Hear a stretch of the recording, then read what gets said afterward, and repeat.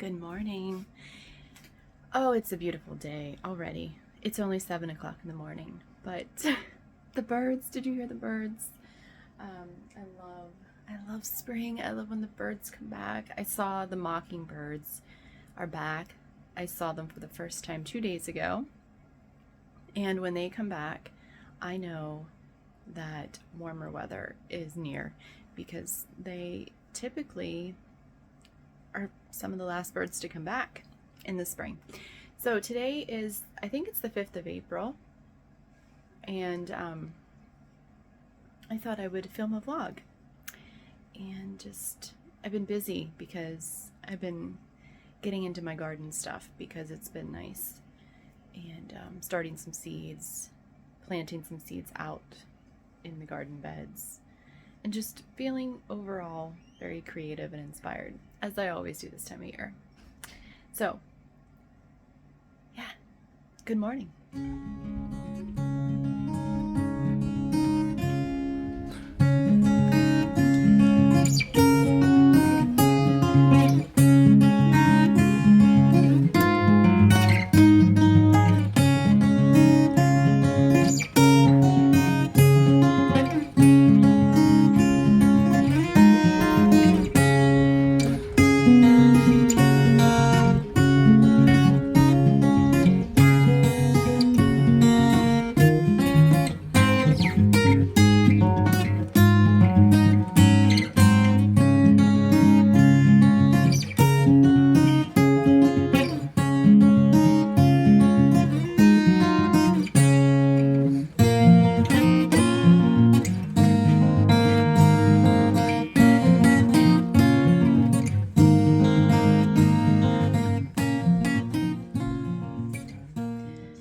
So I'm getting ready to mix up my sourdough, and I just thought I would give you a little insight into my process. Lily's over here to my left laughing at me. Anyway, so what I normally do is I keep my sourdough starter in the fridge if it's going to be, so that I don't have to keep feeding it, because if I keep feeding it, I'm going to have to figure out what to do with the discard, which I will make pancakes and sometimes other things with it, but I don't want to have to throw out discard. So I keep my starter in the fridge. This is very activated starter. The night before I want to make bread, I take it out, set it on the counter, and that way it gives the starter a chance to warm up. I probably usually keep about a cup of starter. I know that you could keep just a tablespoon of starter and be fine, but when I bake, I usually bake 2 loaves, and I like to have a little bit of extra. So I pull it out, set it on the counter the night before, and then the next morning early, like pretty much soon after I get up, so maybe around 7, I will feed my starter. And I do a like 1:1:1 ratio, so, and I measure everything on a scale. When I first started doing sourdough, I just measured in cups. And then it took me 9 months to get to where I was happy with like a fairly consistent loaf. And that happened after I started weighing my ingredients in grams. And now I actually prefer to weigh my ingredients. At first I thought that it would be a pain, but it's actually much easier. I dirty less measuring cups, and I just feel like I'm getting a more accurate, because when you measure by cup and you're putting your flour in, if it's packed down, you're going to have more than if it's a loosely packed cup of flour. So it's actually much more accurate to do it in weighing it in grams. I feed my starter. So if I have 200 grams of starter, then I'll put 200 grams of water and 200 grams of flour in. And then I let it set out on the counter, which this has only been setting for 3 hours. Sometimes it takes a little bit longer than that, but it is warmer this morning.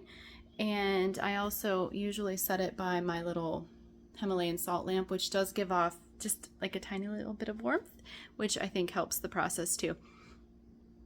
So now it has been 3 hours and my starter is active, so I need to move on it now. If I would let it set there too long, it could just start to fall, then start to flatten out. So I'm gonna go ahead and mix that up now.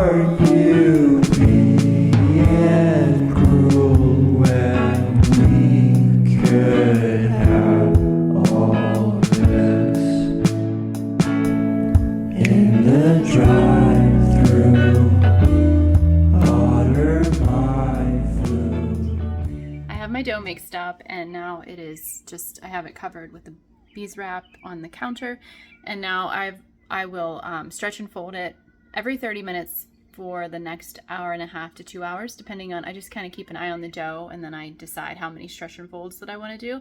I'm going to go ahead and link, this is not a how to make sourdough video, this is just a vlog, but I know that a lot of you have asked about it, and I'll link 2 videos down below that I found extremely helpful. Keep in mind, it took me 9 months to figure out what worked exactly for me, my surroundings, my the environment we live in. So a lot of that does impact your bread making, and you just kind of have to experiment, and I took notes as I experimented, and then I finally nailed something down that worked. And it'll probably change as the weather changes here, as it starts getting warmer. I'm guessing that my rise times are going to be much shorter. So yeah, just check those videos out down below. And I do want to say, this is not gluten-free sourdough. I've had multiple people ask me about that because they know that I am gluten-free. This is just, I don't eat this bread. I make it for my family, and I also sell it locally. And yeah, so I don't get to partake in this bread, although it is very tempting, but I do know how sick it would make me, so I abstain from it. However, I do plan on tackling that eventually. My goal was to get the regular sourdough down pat and have that figured out, and then maybe dive into the world of gluten-free sourdough and experiment with that a bit. So you'll have to stay tuned for that and see if that actually comes to fruition.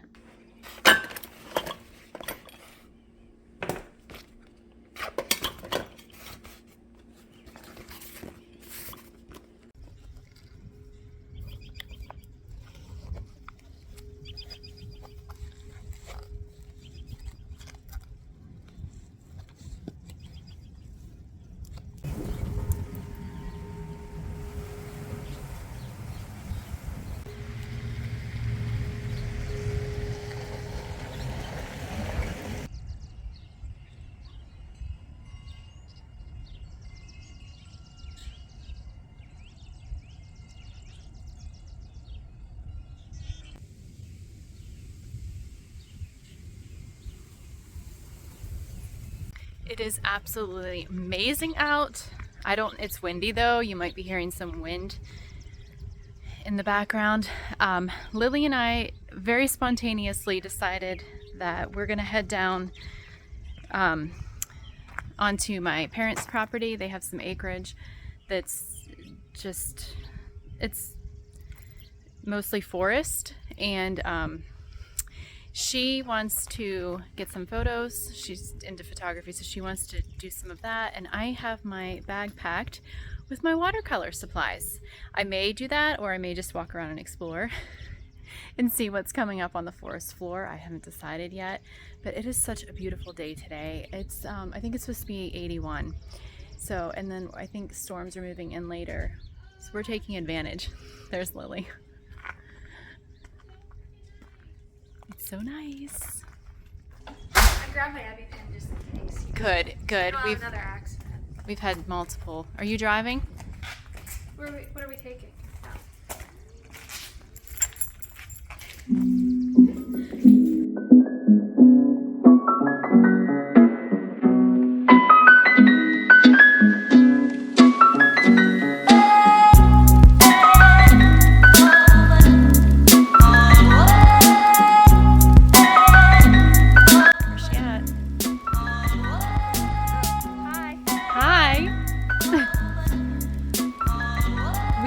My daughter is very much like me. Springtime, we just feel so alive, so creative.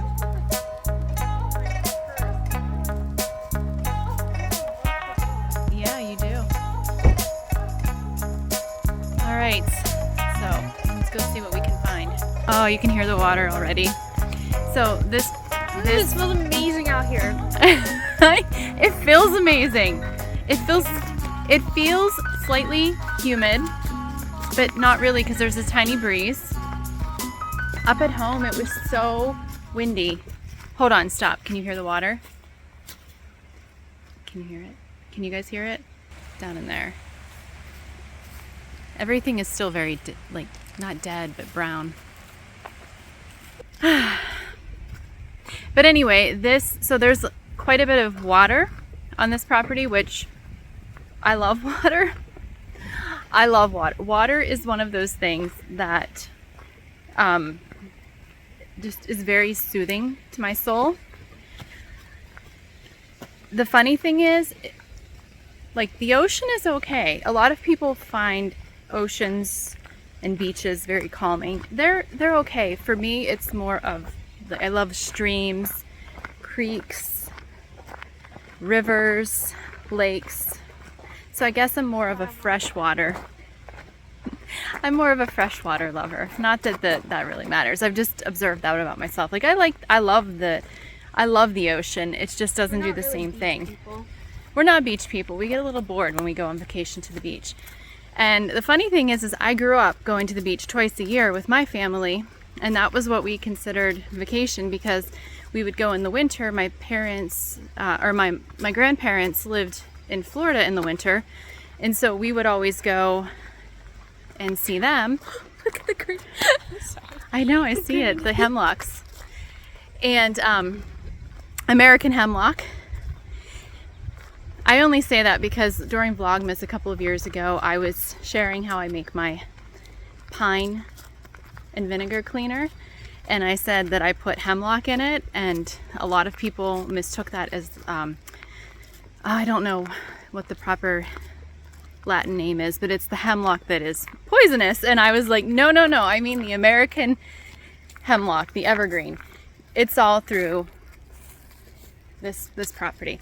But anyway, and then we would go to the beach in the summer, and so that was what our vacation always was.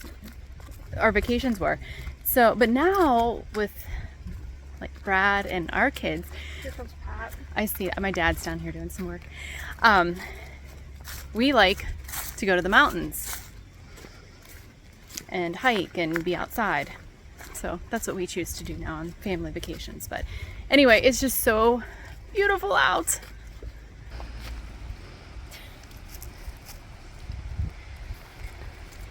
So my dad is down here. He's down, I don't know if you can see him on his tractor. We have had, kind of weird weather this winter, as most people have. And we have had so much rain that it started, and the leaves are clogging up like the ditches along this road. And this is not a state maintained or government maintained road. This is just a road that my dad has to maintain, and it's a fairly decently long one. But all these leaves are clogging up like the little ditches that are dug on each side. So my dad's down here trying to clean this up a bit and clear out the ditches so that the water can drain properly. And we're gonna actually probably be working on this road a little bit. We'd like to be able to fix it up so it's not constantly getting washed out. That's something that my dad and husband are gonna work on.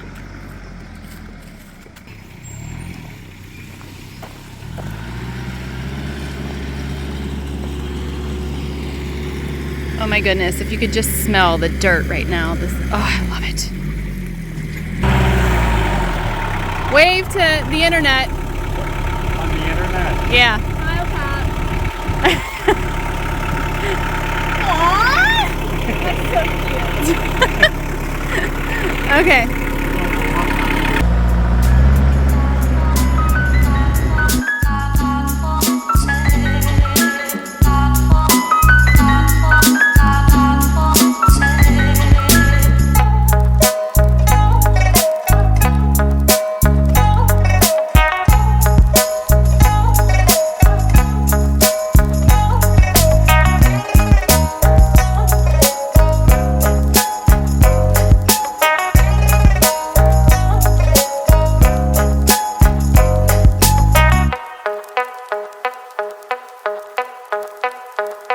Yeah, you're on. We're on. Yeah. We're dancing. The weather's beautiful. Yes, we love it. Pass the cameraman. Yeah, pass the cameraman. Okay. Anything else? No, that's it. I'll hit the flag.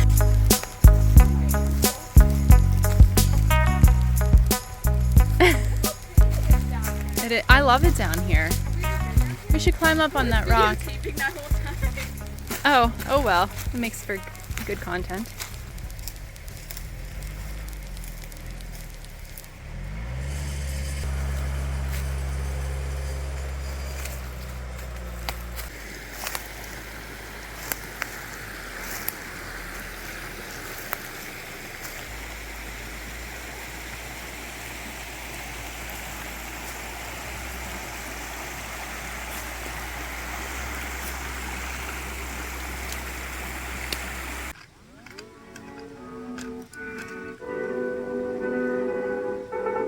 Oh, 1 mile in fog patches and showers early Friday, but improving to greater than 6 miles on Friday morning. Stars shining bright above me. Night breezes seem to whisper that you. Sycamore tree, dream a little dreamer.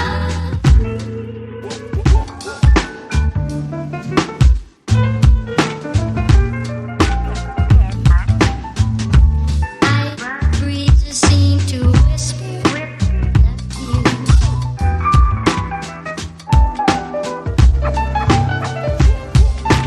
Dream a little dream of me. Now, darling, but I love you. Still craving your kiss.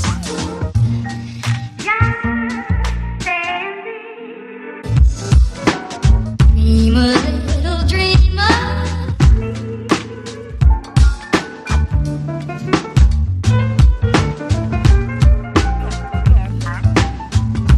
Night breezes seem to whisper that you. Suggestion that Saturday night, sensational double thrill stock car spectacular at 7:30 at noon. Dream a little dream of me.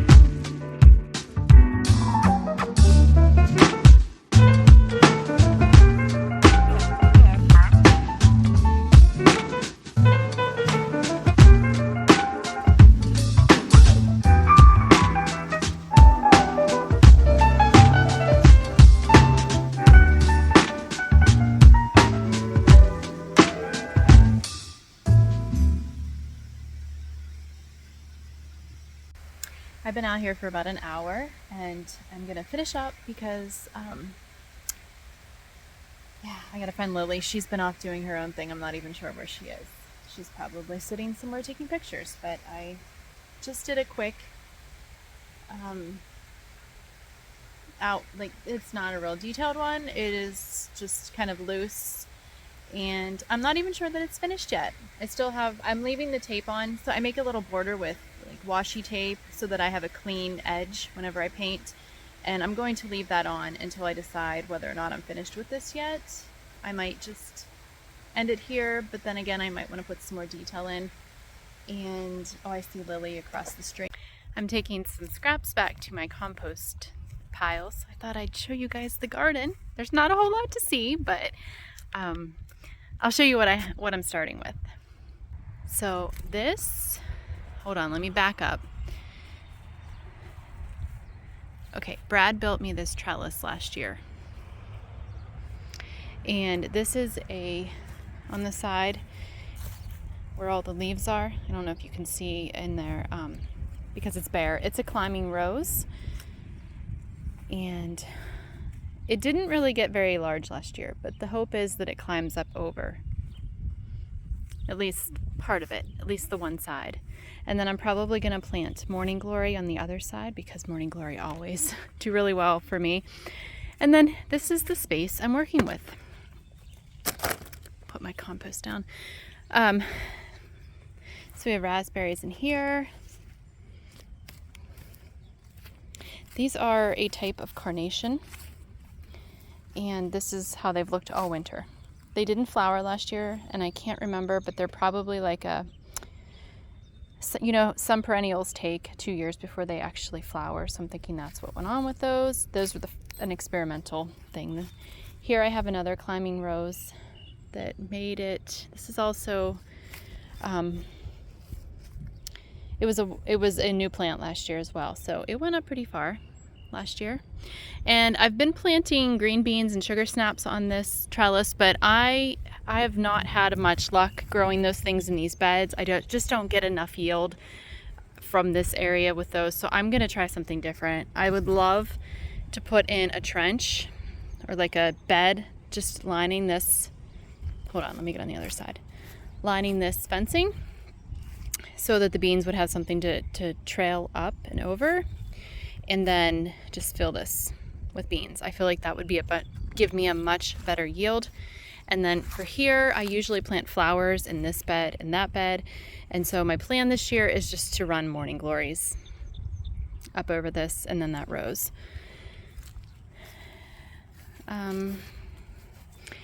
This bed is done, at least for the spring. I've got some green onions and then my greens, so kale and spinach in here. And then I have just a quarter of this bed planted with Swiss chard. Got another bed. Oh, and all back here, this is all asparagus.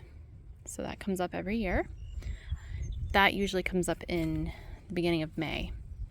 Got another trellis. I ran morning glories up over the one side of this last year. I'll probably do that again. And we're actually gonna I think we're gonna put a stone bench underneath this.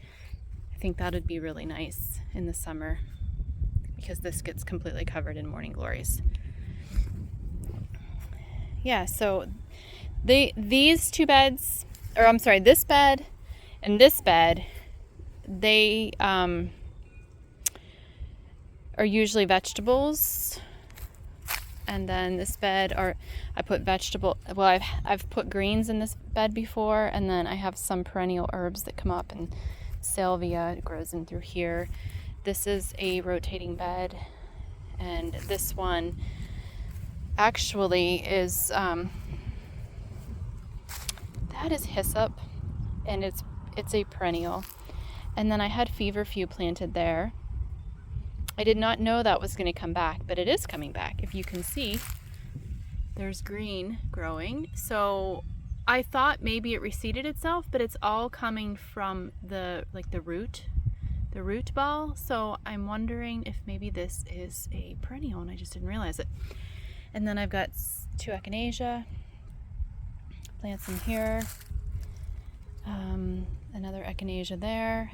My parsley reseeded itself, it's coming up.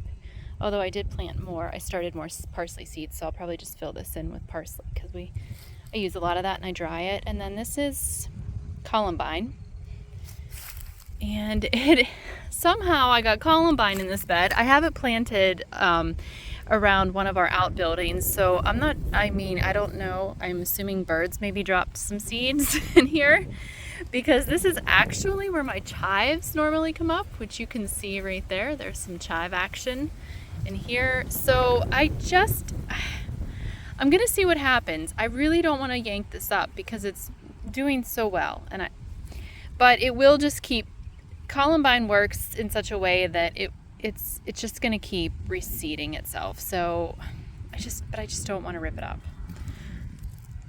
Yeah, so I think that's pretty much it. And then I just have a little bed over here where I think I have some echinacea planted in here as well. And I have some daisies, some perennial daisies in here. And I can't, maybe, there's something else in here and I can't remember what it is right now, but it also comes back every year. I just laid some mulch down on this yesterday. So that is what's going on in the garden. Not much going on right now, but it's always an exciting time of year. It's actually starting to cloud up. You can see we're supposed to get some storms. So I think that's starting to move in. Got hair in my face.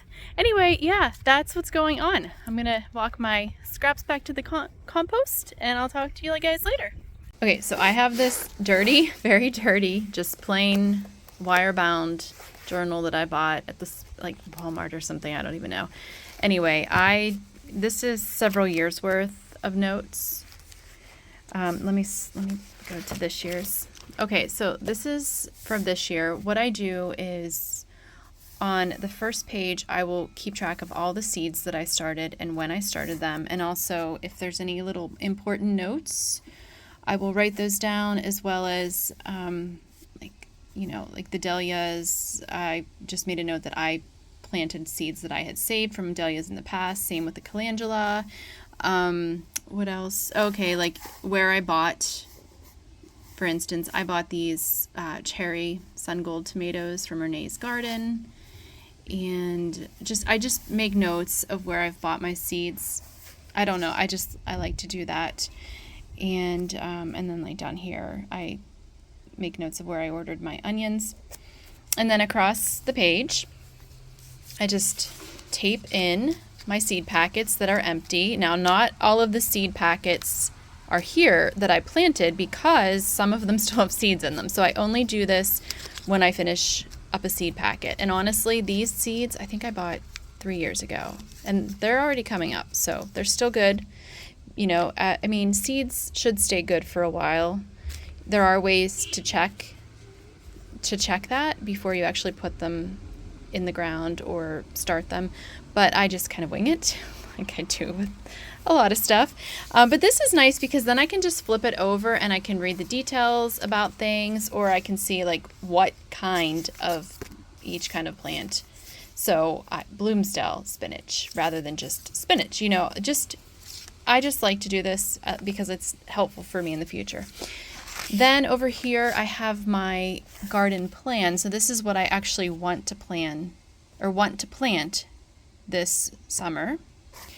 And so I do my veggies up here, and then down here I have it organized into herbs, flowers, and then I forgot to put my greens up here, which is why they're here. And then down here are my maybes, like radishes and turnips. Turnips take up a fair amount of room because they're a plant once and harvest once. So it's not like, for instance, green beans that I can just keep, the more I pick, the more that the more the plant produces. So those are maybes because my garden space is currently limited because I don't have enough beds or plots to put those in. Okay, so that's kind of like my goal for the summer. And then this is a really helpful page for me. This is actually a diagram of my garden area. So what I do is I mark out each bed. We're missing I have a big raspberry raised bed right down here, but it stays the same every year, so it doesn't really matter. And then this is like our perennial asparagus patch. Some of these beds do have perennials in them, like the salvia comes back every year. We have red raspberries here. This bed has echinacea in it that is will come back every year as well. I have some other perennial herbs and also herbs that reseed themselves, like my feverfew is coming back from last year, my parsley's coming back from last year, as well as I think I have some chamomile coming up as well. So I just kind of like, I'll fill this in as I plant and as I configure everything. And this is really helpful for me then because I can go back and look at years prior because it helps with crop rotation. You don't want to plant the same crop in the same place every year just because it will deplete different crops, use up different levels of nutrients. So the soil will become quickly depleted, which you should be amending your soil anyway, but this is just one of the ways you care for your soil.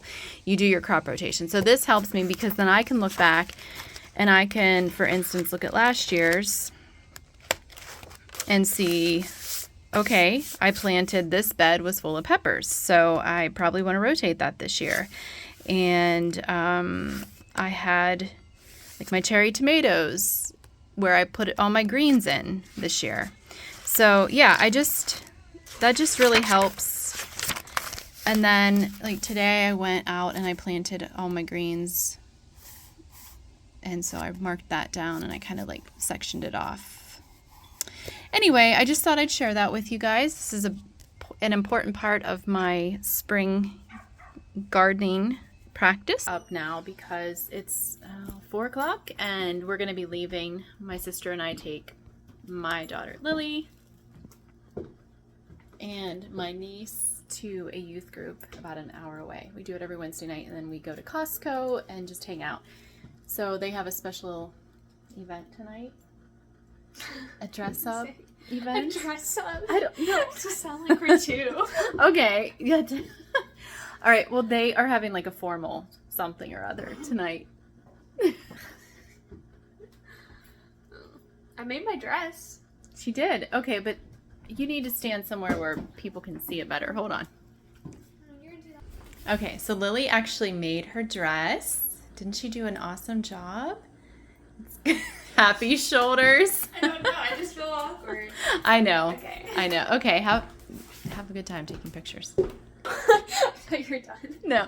Anyway, she's going to take pictures with my niece. They're going to get pictures of them like dressed up. So, what? Anyway, I am making dinner, and then I'm going to be heading out. So on a day like today where oh,